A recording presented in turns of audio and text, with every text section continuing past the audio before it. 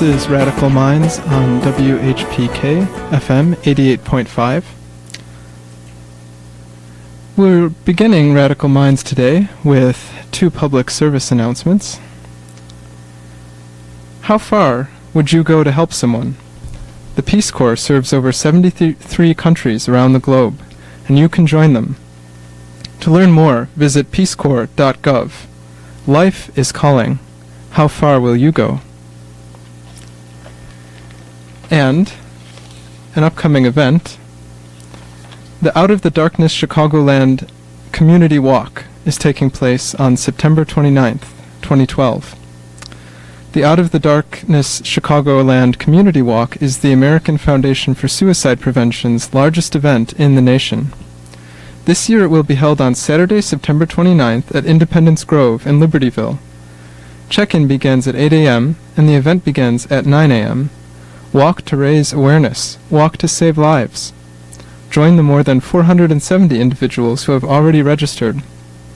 Register now at www.chicagowalk.org. So those are our public service announcements for today on Radical Minds, and we have a very exciting show for you. In a minute or two, we'll be conducting a live studio interview by phone with a founding member and leader of the Revolutionary Communist Party USA. His name is Carl Dix. Some of you might know him from the recent dialogue that he conducted on campus with Cornel West. Carl Dix is a veteran of the New Communist Movement, which signified the New Left's turn towards Marxism, and more specifically towards Maoism and Marxism-Leninism in the late 60s and early 70s. So Carl will be joining us just a minute here on the line. And before that, we would also like to mention that this interview represents a continuation of our engagement with the history of the New Communist Movement. We've had a comrade of Carl Dix's named Clyde Young on Radical Minds, and we interviewed him at this time about last year. And we've also interviewed representatives of competing tendencies within the New Communist Movement, including, for example, Nelson Peary of the Communist Labor Party turned League of Revolutionaries for a New America. So I believe Carl is on the line here, so without further ado, let's get started. Carl, you're on Radical Minds. Can you hear me? Yes, I can. Oh, wonderful, wonderful. Well, Carl, first of all, thank you very much for agreeing to speak with us here today on Radical Minds. We're very excited for this interview. Okay, thanks for having me on. Great, and I'd also like to thank everyone in the Revolutionary Communist Party USA, including Randy and Steve, that helped make this interview possible, and also Spencer Leonard and Benjamin Blumberg of the Platypus Affiliated Society for making it possible as well. So okay. Let's jump right into it. Carl, you helped to found the Revolutionary Communist Party, or RCP, at a moment when there was a renewed interest in Maoism in the United States. What attracted you to Maoism in that moment, and what led you to join the Black Workers' Congress? How did your own political development lead you to the RCP? Okay, well, look, I grew up in the 1960s in the United States, and that meant that the biggest things that were going on in this country and contributing to big developments in the world was the U.S. war in Vietnam, as well as the brutal oppression that was coming down on black people in the U.S. But at the same time, as I came of age, there was resistance on both of those fronts. And, you know, as a black man, what was being done to black people, but also the heroic resistance that black people were waging, was very impactful and inspiring for me. And also, I got drafted into the Army, which posed the question of going to Vietnam. So those two things came together for me. And when I got my orders to go to Vietnam, I decided I had to find out whether this was a war that I could support and get involved in. And I talked to everybody I could find, anti-war protesters, GIs who had been over to Vietnam, religious people, everybody I could find. And the result of my looking into it was that this was a war that was no good, that I was being told I was going to be sent to fight for democracy, for people in Vietnam, and to defend America from the communist threat, the freedoms of America from the threat of communism. Sure. But it struck me that there was no freedom for black people in this country, and that what was being brought to Vietnam was U.S. control, not some kind of freedom and democracy. So I decided that was a war I could not fight. I refused to go to Vietnam inside the military and got sent to Leavenworth Military Penitentiary. Spent a couple years there, and during that time I paid as much attention as I could to what was going on in terms of continuing to resist those things, the wars that the U.S. was waging, the oppression of black people. And I also became aware that it was more than just what was happening to black people. I could see that there were other nationalities who were being brutalized and oppressed. I could see that the situation for women wasn't equal. I could also see that the working class was getting dogged too. And I tried to get at, well, what's the source of this? Where is this coming from? And that led me to Marxism, which I studied as much as I could from the prison. But one thing that I felt up against was I saw the Soviet Union, and it didn't strike me as a radically new thing, a different society than the U.S. But then there were some things going on in China where they had made a revolution a few decades ago, and it was in the middle of the Great Proletarian Cultural Revolution, and I checked that out too, and here were people where the revolutionaries in power, led by Mao Zedong, were saying bombard the headquarters, calling on the workers and peasants and students to raise their heads, criticize, and even resist people, including people in the ruling Communist Party who were taking things down the capitalist road. And that posed to me the possibility that it was possible to build society on a different basis, that it wasn't just a question of getting a different grouping of people in power and hoping they would do good by you, but you could actually rupture away from this. And it led me to a deeper study of Marxism, and that's how I became a Maoist. And when I got out of prison, the first group that was espousing Maoism that I ran into was the Black Workers Congress, so I joined up with it. And shortly after I got out of prison and joined up with it, sharp struggle within the communist movement broke out over the relationship of the struggle of black people to the overall working class struggle. And while I was attracted to saying the main thing that had to happen was black people had to get liberated, I was able to get enough of an understanding of what I was dealing with to see that that could only happen in the context of a revolution to overthrow U.S. imperialism, to get rid of it, and to emancipate all of humanity, not just fighting for what black people needed. So that's what led me from the Black Workers Congress to the Revolutionary Communist Party, which I was a founding member of in 1975. Okay, and when you look back on that period now, keeping in mind in particular the black national movement and self-determination for black people, those sorts of questions, do things look differently to you now than they did then? Is there anything that you would sort of revisit about your earlier approaches? Well, I mean, when I joined the revolutionary movement, I kind of expected revolution to happen the day after tomorrow. And I do have to revisit that from the perspective of understanding the history of revolution, how it's developed, what it's going up against, and what kind of situation is required for it to have a shot to win. And I've come to understand that you can't make revolution in an advanced imperialist country like this whenever you want, that there has to develop a revolutionary situation which didn't fully come to fruition in the 1960s and definitely is not the case now. But I still view it that revolution is what's needed, that that's the way to deal with all the problems that humanity faces, and that the basic thrust that we got on of a Maoist approach to that revolution was correct, and then we had to, learn some things about how to apply that.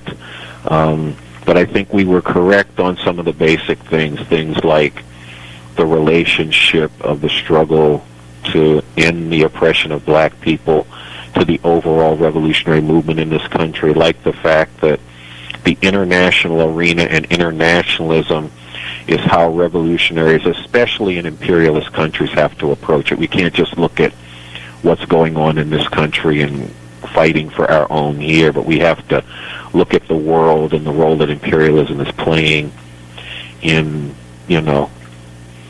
brutalizing the overwhelming majority of humanity and make ending of that a key thrust of our revolution. Mm-hmm.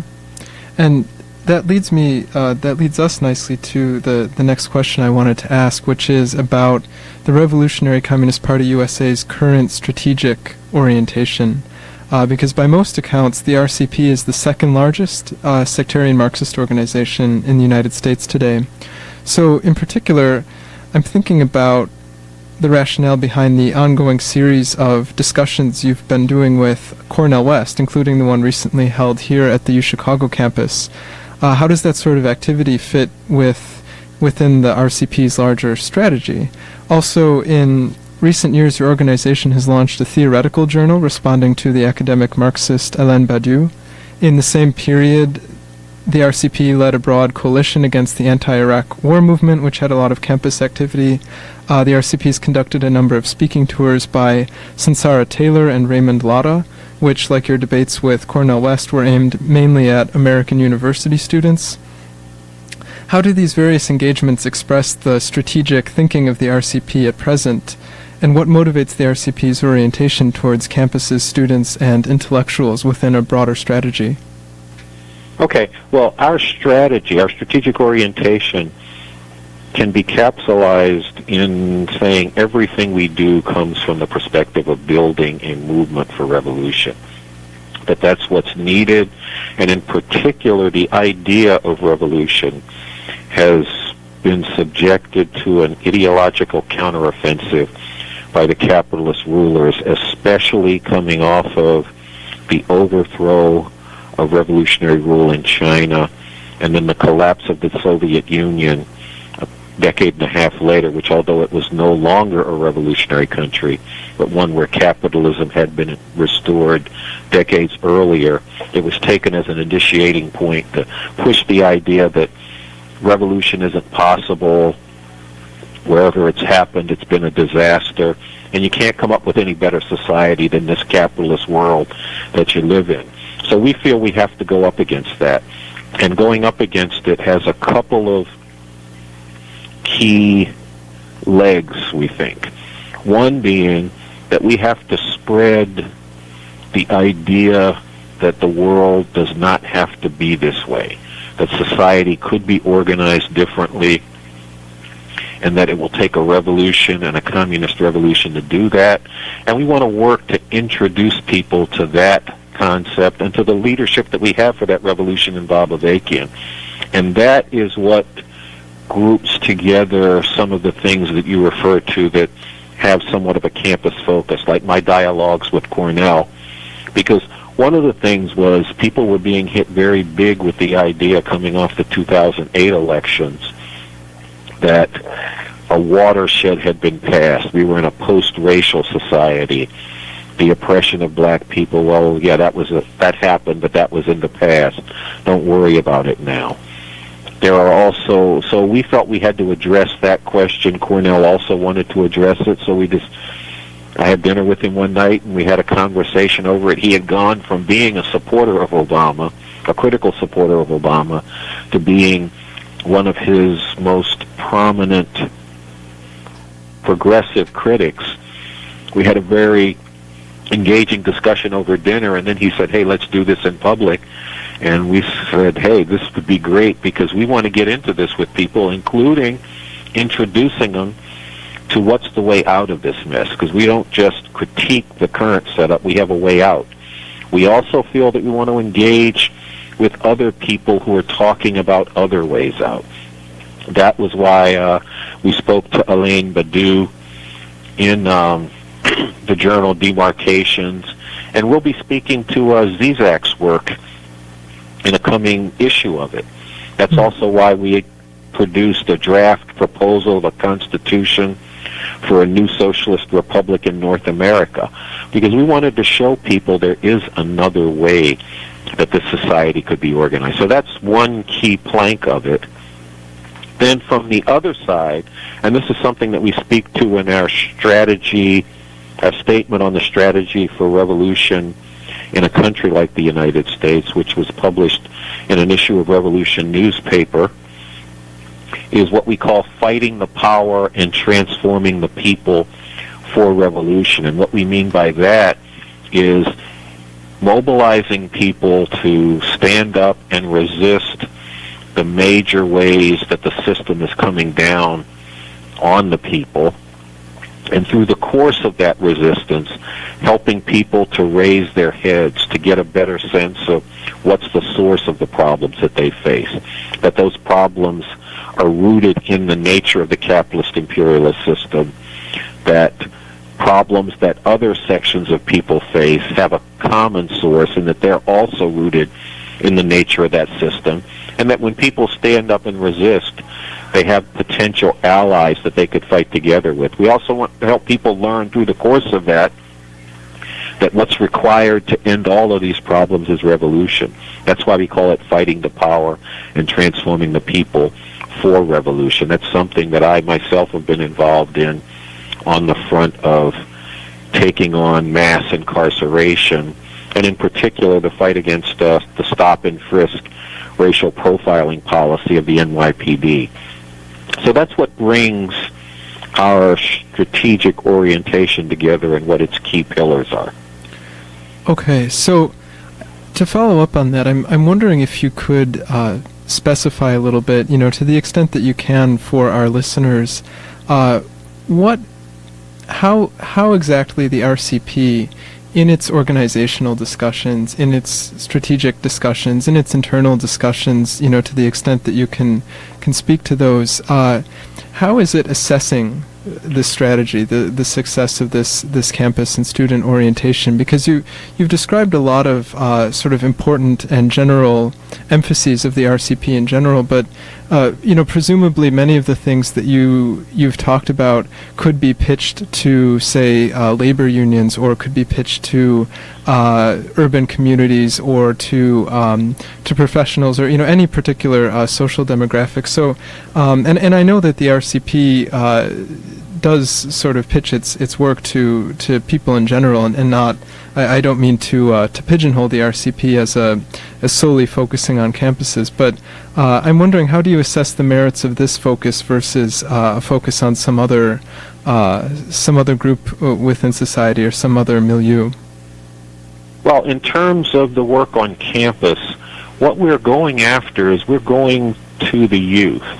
And we're going to the youth because our assessment of how revolutionary movements have developed is that historically youth from various classes and strata have played a key role. And that's because youth are people who are not yet locked into society and having accepted all of the morals and ethos of the society, and more open to looking at what's right and what's wrong, and seeing the difference between current reality and the way things could be, and more open to being mobilized to take that up. We saw that in the 1960s, and we also saw that could spread from those youth and from even those intellectuals among the youth, because even the Black Panther Party from the 1960s was formed on a college campus. So that's what we're doing, and as far as the effectiveness, we do go well beyond that. But we think that that's the correct place to focus. But look, we think that the communist movement worldwide, you could say it's hanging by a thread. And we think that's the case because of the ideological counteroffensive that I talked about, but also a crisis within the communist movement where a lot of communists, including a lot of Maoists, at best felt that all we had to do was hang on to what Mao came up with. Mm-hmm.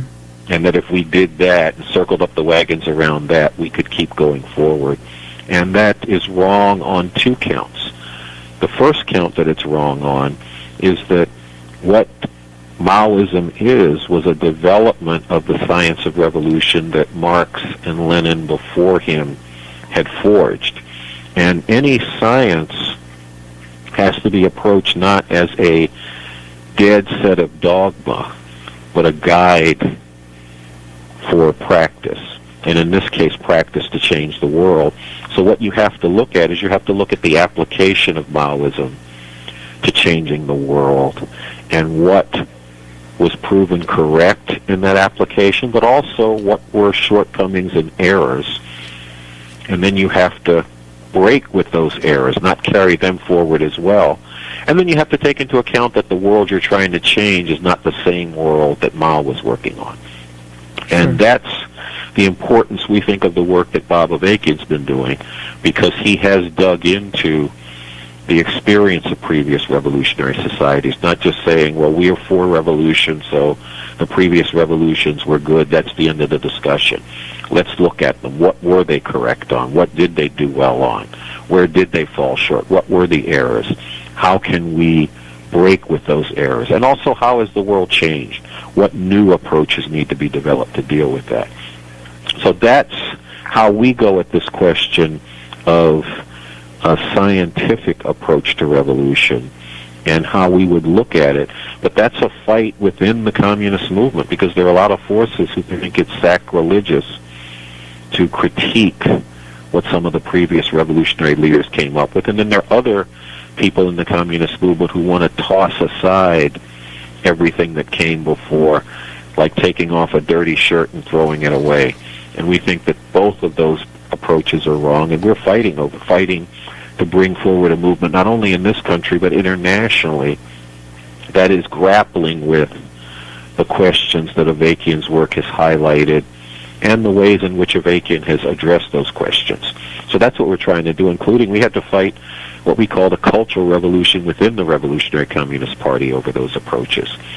So we think that on one hand, there's a crisis situation in the communist movement internationally. On the other hand, imperialism is bringing forward people who want to resist it, and we have to work to bring the people that the way to get out from under that system is indeed still revolution and communism. Okay. So you've spoken about the collapse of the revolution in China and in the USSR, and I think what you were just talking about in terms of the dogmatic approach that's taken by many Maoists to Maoism itself sort of gets at this. But I want to ask you a more basic question, which you might have already answered, but you might have a little more to say about it, which is what accounts for the decline of the left in the 20th century, and beyond the dogmatization of Maoism. What are some of the left's own problems, and how do you see the left itself as bound up with potentially bound up with a kind of self-defeat or a failure in the 20th century? Okay, well, a couple of things that I've already said lay a backdrop for this, one being the ideological counteroffensive that the capitalist rulers and their mouthpieces unleashed, and then what response the revolutionaries made to that. And I've already spoken to the dogmatic response of everything that we were based on before is still correct and that's what we're based on, or the approach of tossing aside the legacy of previous revolutions. So from that, what I would say is that we have to say what is the central problem right now. And I think that we think, it's not just me individually, we think that the central problem is that people can't even imagine their way beyond this setup.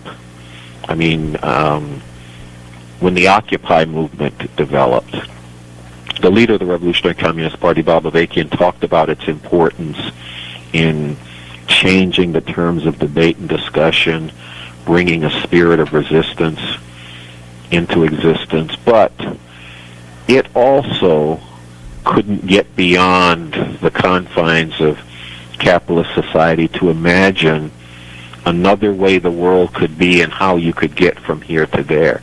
And that shortcoming is something that we see what you could call the left mostly up against, because this idea of could you take on and actually defeat and dismantle the repressive apparatus of this capitalist imperialist state structure and put into being an entirely different state structure, a new economic system that actually met people's needs, a new social system that uprooted all of the oppressive relations of the past, and a new way of thinking to go along with those new social and economic relations, is something that people have either decided is not possible, is too daunting a question to even think about, or can't even imagine it. We think that's the central problem, and that people need to grapple with that and either answer in the affirmative that capitalism is the best you can do and stop pretending to be leftists and revolutionaries, or grapple with how could you actually deal with this? Because any approach that leaves this state structure in existence, in operation, is going to lead what it enforces on people all around the world, from massive starvation to wars for empire to women being trafficked as sexual slaves in horrific numbers, and everything else, children being chained to machines, producing goods for the capitalist market, paid starvation wages in many parts of the world. It's going to leave all of that into effect. I mean, there was a very catching phrase in Demarcations that says that for a lot of what people who consider themselves leftists, they allow the humming in the background to go on, not realizing that that humming is the capitalist state machinery grinding up bodies and breaking spirits. And that we need an approach that is going to say that machinery must be stopped from operating. I think in some ways you could say that sections of the Occupy movement saw themselves as addressing that sort of very largest concern. So I want to read a quote here from Bob Avakian's article on the Occupy movement. The article was called Reflection on the Occupy Movement, An Inspiring Beginning and the Need to Go Further. And he says that Occupy, quote, contributes in significant ways to an atmosphere in which people are raising and wrangling with big questions about the state of society and the world, and whether and how something much better can be brought into being. And he adds that, quote, it will be a very good thing if these protests continue to spread and further develop. I think this sentiment was pretty widely shared on the left. This was written back in November 2011. So I want to ask, also keeping in mind how you, in conversation with Cornel West, you quoted, this Occupy movement points to the potential to bring forward and seize a different future for our youth. And you said this creates a new situation. And again, I think a lot of people on the left felt like the Occupy movement created a new situation. So now that Occupy seems to be petering out rather than spreading further and developing, how are we to think about how the situation remains changed? How does Occupy and the Occupy experience look to the RCP as of today? Well, we still think that it was very important, the impact that Occupy had on the atmosphere in terms of changing the terms of discussion and debate. I mean, let's just talk about it. Capitalism became something to critique, not something to fetishize and wrap yourself in.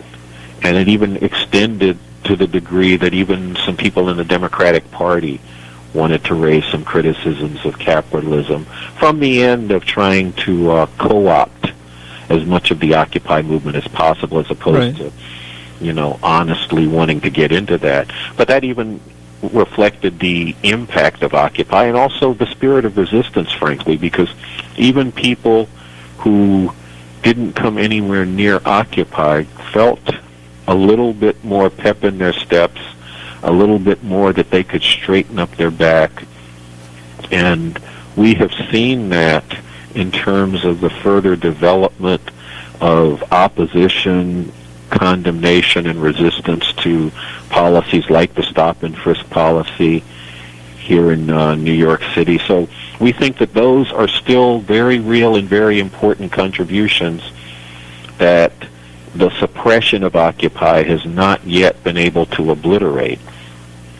But we also felt at the time, and still feel, that what needed to be grappled with very broadly was how is the inequality that Occupy very much focused on and featured in its development, where does that inequality actually come from? It wasn't just from the greed of the people on top, but the actual system that they presided over and the very way that it worked. And that getting rid of that inequality, first off, you had to view that inequality as more than a national phenomenon. It was not enough to say, let's end inequality in the U.S., because, one, you couldn't do that short of making revolution, but even if you did, were you going to leave in effect the inequality on a global scale that imperialism meant? So there was that, but also, what would it take to do that? And then there were a lot of views over the question of leadership, of the question of revolution, and was that needed, or was there some way to withdraw en masse from the system, and views about organizing at a distance from the state, things like that, which from one end, if you are effectively challenging the interest of the ruling capitalists, there is no distance between what you're doing and the state, because the state will eat up that distance right quick. And people found that out with things like being pepper sprayed for nothing more than being on peaceful protests and different things like that, which was a taste of the way the state operates all the time in some oppressed communities here in this country, to say nothing of the way that imperialism operates around the world. So we still feel like Occupy was a very important experience, that its impact and positive impact, mostly positive impact, is still felt. But there's some questions that have to be grappled with about how to go from that questioning of inequality and other, sharp problems that humanity faces today, to getting at what's the source of those problems and what's needed to get rid of them once and for all, both in terms of revolution and how you would go about making a revolution in a country like this. So, in your view, what is required to transform the resistance movements that come up from time to time into a possible new beginning for Marxism? Well, that takes us back to the thing that I talked about earlier of fight the power and transform the people for revolution. I mean, and let me just give you an example by the work that we've been doing around mass incarceration, and here in New York that's particularized around stopping the stop and frisk policy of the NYPD. I mean, because there we identified mass incarceration as a key way that the oppression of particularly black and Latino people in the United States comes down. And that if this was not taken on and beaten back, it amounted to what was a slow genocide against those peoples. And it was very important to build resistance around that. And we set out to call forth and organize that kind of resistance, but also to do it as revolutionaries and communists. And that didn't mean that people had to endorse revolution and communism to stand up and oppose stop and frisk with us. but we would bring to people our views. Why do the police do this? Why do they do this to us all the time? Why do they get away with it? And we bring out to them the role of the police in this society, quoting Bob Avakian, is not to keep the people safe or to protect their interest. It is to protect the interest of the capitalist society, and then we get into that and discuss it. That's a quote from Avakian's book, Basics. We talk about a quote that he does, no more generations of our youth here and around the world whose life is over, whose fate is sealed, who have been condemned to a life of oppression and brutality even before they are born. I say no more of that. And then we get into what that means. So as we resist with people, we bring to them an understanding of where the problem that we're resisting and that people see the need to resist comes from and what's needed to get rid of it. And we think that's a crucially important part, because we don't think that people thinking develops in a hothouse apart from actually standing up and resisting. And that's part of the importance of Occupy, because it helped a lot of people go from an acceptance of the society and a looking for their role in it to beginning to question it. So that's the process that we want to take people through on as large a scale as possible. We're doing that, like I said, in relation to mass incarceration. A comrade of mine, Sansara Taylor, is working on a similar initiative against pornography and patriarchy, focusing on the ways in which this society is enslaving and degrading women. You know, these are some of the ways that we go at that, and we think that's an important component of building a movement for revolution in this country.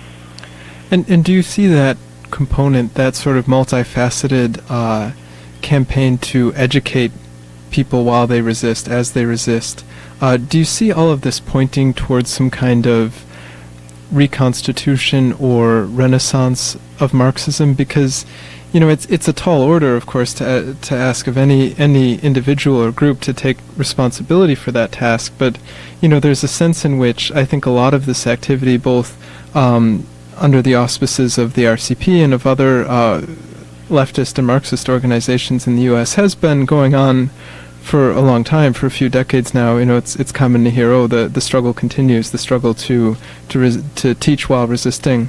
So I guess my question is, like, where do you hope to be in 10 years? Where do you think you'll be in 10 years? Do you see this pointing beyond itself to a larger political moment? Well, look, I don't think we're in position to give a crystal ball in terms of where we're going to be in 10 years or 5 years. I think what we are in position to say is that revolution has been, just the idea of revolution has been beaten damn near to death by the ideological counteroffensive of the capitalist rulers and their mouthpieces. And what we are aiming for is a breakthrough on that, breaking out of what you could call an encirclement by this anti-revolutionary, anti-communist offensive of the ruling class, and creating a situation where a revolutionary movement today, numbering in the thousands, is out there operating on the scene, spreading the idea that things don't have to be this way, mobilizing people to resist, to fight the power, and transform themselves and others for revolution. And a movement that's working to seize on any opportunity, any opening to make big advances in spreading that idea, and even looking for the development and the opening up of a revolutionary situation. We need those kinds of movements.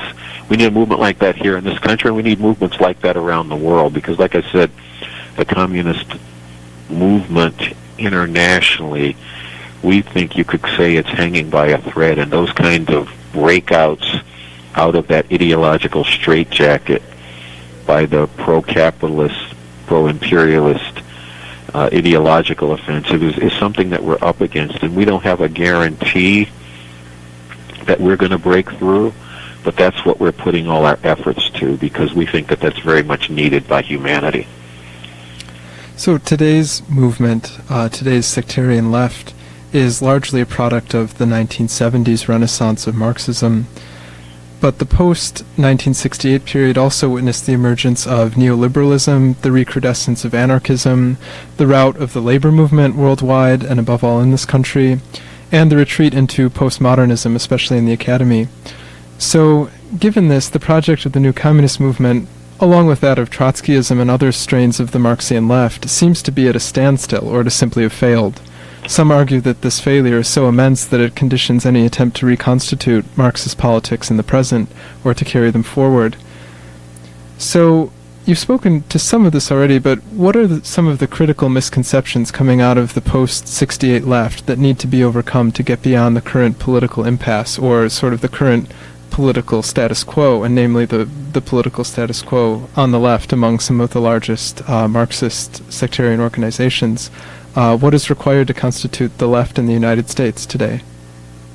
Okay, I mean, look, the way that we look at what we're doing, we're trying to bring a movement for revolution that is an impactful thing on the political and social terrain today.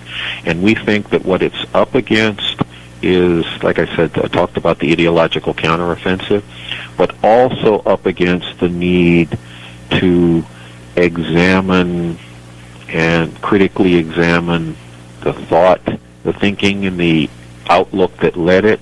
And we think that's work that Bob Avakian has taken up and done the work on. And we want to see people who want to see a different way engage that work. You know, we're not saying get behind it uncritically, because you can't have an uncritical revolutionary communist. A revolutionary communist is someone who's consciously working to transform society, the world, and humanity in the process.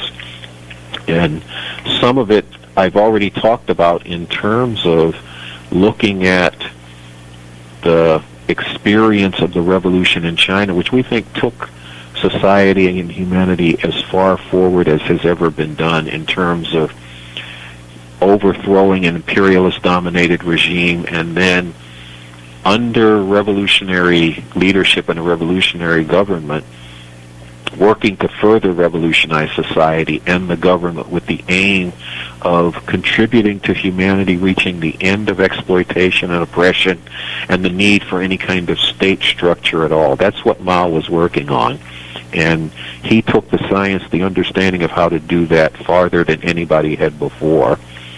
Then you had to evaluate, well, why did it get overthrown? If it was so good, why did it get overthrown? And we've looked at that. Avakian mainly has looked at that and determined, well, there was a test of strength that the revolutionaries lost. That was mainly why it got overthrown. And then within that, there were some things they went wrong on. One of them being they took a nationalist turn at a certain point, even though they were mainly internationalists. They took a nationalist turn, got into this thing of, you know, trying to align with the U.S. against the Soviets because the Soviets were in a more immediate danger to the revolutionary leadership in China. There were some other areas which Avakian goes into in his work where there were shortcomings, and he's addressed those shortcomings and how to break through on them. Okay? And what's needed is people need to engage that. People need to get into that and see that there is an understanding which has both addressed the weaknesses in the Maoist understanding of how to make revolution and transform the world, and also is looking at the new developments in the situation. Because, like I said, the society and the world has not remained static. It's transformed quite a bit, and the understanding of how you make revolution is also transformed. So I say to people who hate the way the world is and wonder and even yearn for a different way for society to be, check out what Avakian has to say. Check out basics. Check out the draft constitution for a new socialist republic in North America that we did a couple years ago. Look at that, and then get back to us and tell us what you think about it, where you think we're on target, where you think we are off base, and let's get into it. And while we do that, there are some key places where we have to fight the power. And it's not just limited to some of the things that I've talked about, the mass incarceration or the degradation and enslavement of women. We have to take on the drone attacks, the wars for empire, that the movement that was opposing that when Bush was the main representative of imperialism has largely been sidelined by the fact that Obama has stepped into Bush's shoes and taken those wars for empire even farther, many more drone attacks than Bush, prepping for war with Iran. We need people to be fighting that even as we're debating, dialoguing, and discussing over what's the way to get rid of all of this madness and to emancipate humanity once and for all. I'm wondering if I could follow up on the point you raised about the work of Bob Avakian in processing the revolutionary situation, because in 1981, in a speech titled "Conquer the World," Bob Avakian stated, quote, "Imagine what it would have been like if the revolutionary line in China had been more clearly and firmly an internationalist one, and, on that basis, if the revolutionary leadership had been able to mobilize the proletariat to keep power in China, which such a line could not have guaranteed, but which would have made more possible." How specifically could more revolutionary leadership in China following Mao's death have aided the prospect of emancipatory politics elsewhere in the world and pointed to worldwide emancipation? Okay, well, just in particular, when Mao died, it was in the midst of a sharp struggle within the Chinese Communist Party, the Communist Party of China, over what direction society should take. And the direction that Chinese society took was the view that had been championed by Deng Xiaoping, which was to get rich is glorious, that it would be important to build up the advanced sections of the Chinese economy, and that the basis on which that should be done was an efficiency approach which came down to profit. And what that ended up doing was the dismantling of some of the collective forms, reversing a process of narrowing out the differences between those on the bottom of Chinese society and those who were better off within it, which was something that they could only gradually deal with during the revolution in China. So what happened was China, which had been a beacon of revolution, became a place where a capitalist line, although it was still being carried out by people who would call themselves communists, was what was in motion and in place and in dominance. And that meant that the idea of revolution was no longer something that people around the world could look to being implemented in China. And where a difference in the activity of the revolutionary section of the leadership in China could have been very important was after Mao died, the counter-revolutionary forces in the Chinese Communist Party moved to mount a coup. The revolutionary forces tended to look to hang on to what they had. And while they were remaining static, Deng Xiaoping and company were moving military forces that were favorable to them. They were bringing them into places where they could mount this coup. They were moving forces that were more favorable to Mao's approach away from the centers of power. And that laid the basis for arresting Mao's closest comrades, the so-called Gang of Four, and many other leaders and members in the Chinese Communist Party. So that coup played a very important role in dealing a death blow to the idea of revolution, or a certain kind of death blow. It led to the basis of, well, look at your revolution. It's becoming more and more like a capitalist society, even though they still call it communist. So that's where that could have made a difference. And that's also where it threw up the task of trying to figure out what had happened. Mm-hmm. Why did this defeat go down?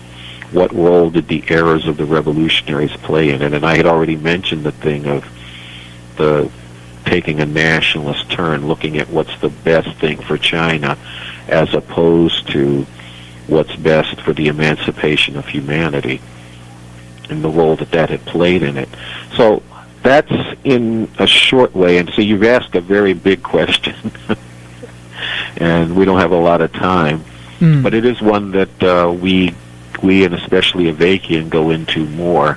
And I would really encourage people to dig into that, because revolution is still what's needed. It's not only what's necessary, it's what's possible. And it's the only way to deal with all of the problems that this system is bringing down on humanity. And I've been at this for a while. I'm 63 years old now. But the reason I'm still at it, well, my grandmother always told me I was stubborn. But she said, if you're right, that's the way to be. And I think I'm right on this, because it is still the case that the world's a horror for the overwhelming majority of humanity, and that those horrors are rooted in the nature of this capitalist imperialist system.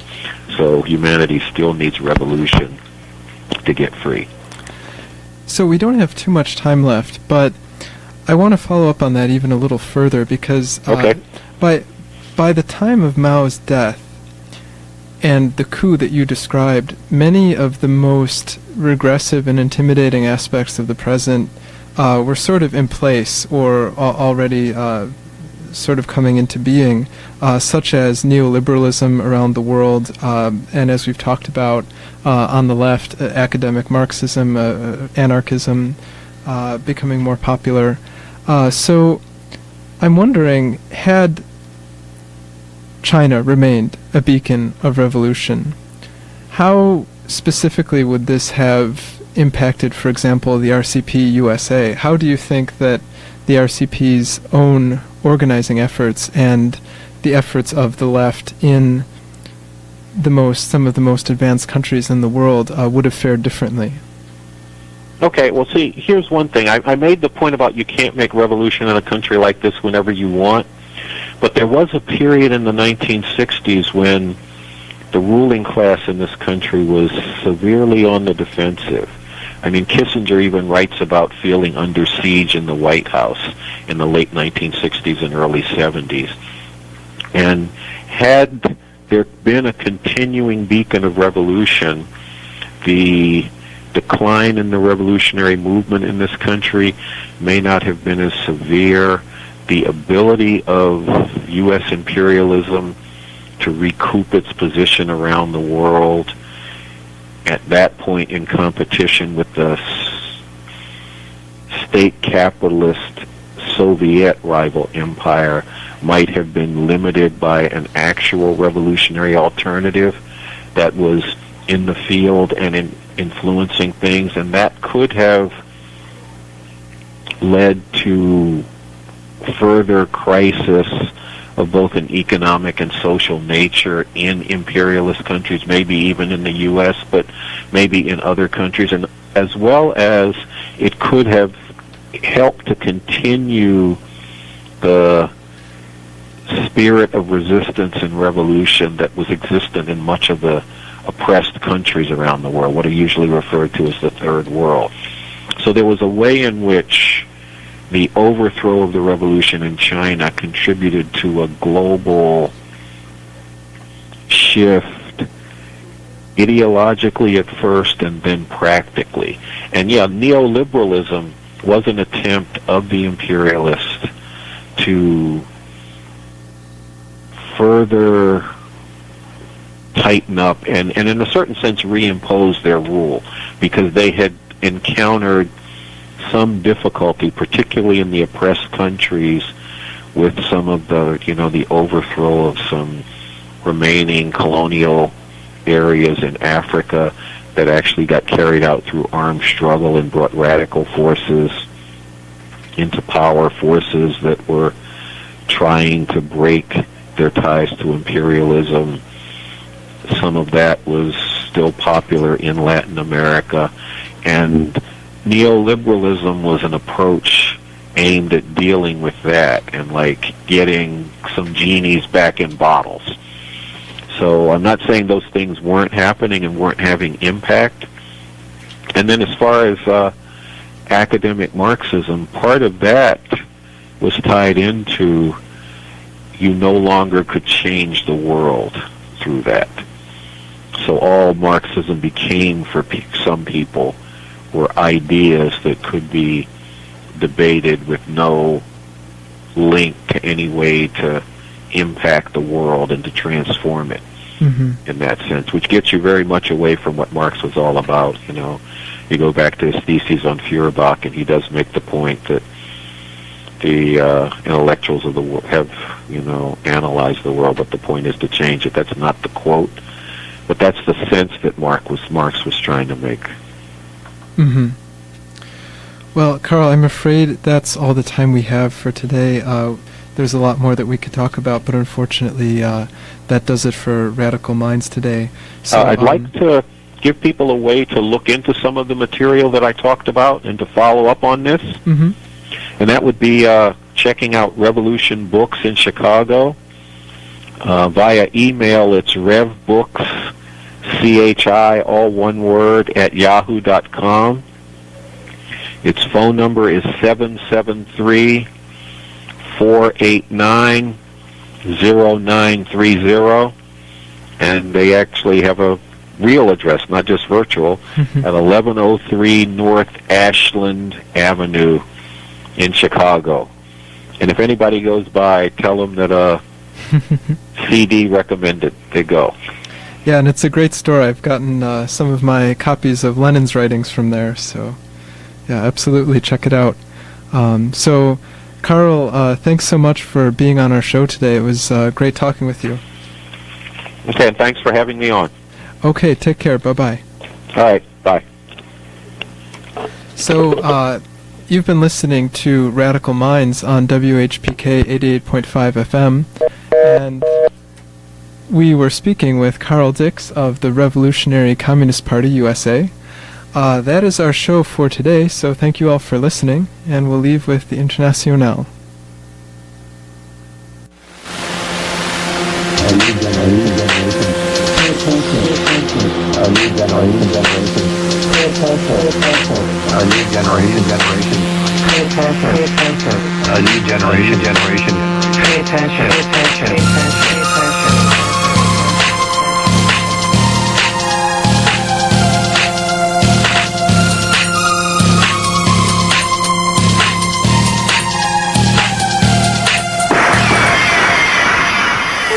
Arise, you workers, from your slumber, all you wage slaves, everyone.